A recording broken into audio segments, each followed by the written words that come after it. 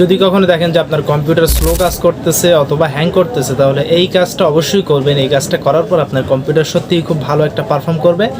তো কাজটা কীভাবে করবেন এবং কী সেটিংস সেটা দেখিয়ে দিচ্ছি। অবশ্যই ভিডিওটা শেয়ার করে টাইমলাইনে রেখে দিবেন। নতুন হয়ে থাকলে আমাদের পেজটিকে ফলো করে সাথেই থাকবে। সবার প্রথমে কিবোর্ড থেকে কন্ট্রোল শিফট এবং এসকেপ এই তিনটা বাটন একসাথে চাপ দিবেন। তো আমি দেখেন তিনটা বাটন একসাথে চাপ দিলাম।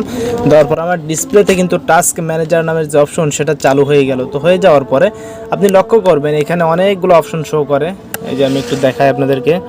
তো এখান থেকে কোন জিনিসগুলো বা কোন সফটওয়্যারগুলো আপনার বেশি জায়গা খেয়ে নিচ্ছে, বেশি জায়গা খাচ্ছে, মেমোরি খাচ্ছে, সেটা এখান থেকে দেখবেন। দেখার পরে জাস্ট সেইটার বা পাশে মাউসের রাইট বাটনে ক্লিক করবেন, দেন ইন্ড টাস্ক এটা করে দিবেন। দেন দেওয়ার পরে কিন্তু দেখবেন যে আপনার কম্পিউটার আগের থেকে একটু ভালো পারফর্ম করবে। তো দেখেন আমার এখানে দেখা যাচ্ছে, আমি আরও একটু খুঁজে দেখি কোনটা বেশি। যেমন একটা আছে 85 এমবি কিন্তু খাচ্ছে, এখানে দেখা যাচ্ছে। তো এভাবে করে খুঁজে দেখবেন যেটা বেশি এমবি খায়, আপনি সেটাকে জাস্ট মাউসের রাইট বাটন ক্লিক করে ইন্ড টাস্কে ক্লিক করে জাস্ট ওকে বাটনে ক্লিক করে দিবেন। তাহলে কিন্তু আপনার কম্পিউটারটা আগের থেকে একটু ভালো পারফর্ম করবে এবং খুব সুন্দরভাবে ব্যবহার করতে পারবেন। তো ভিডিওটা কেমন লাগলো জানিয়ে কমেন্টস করবেন।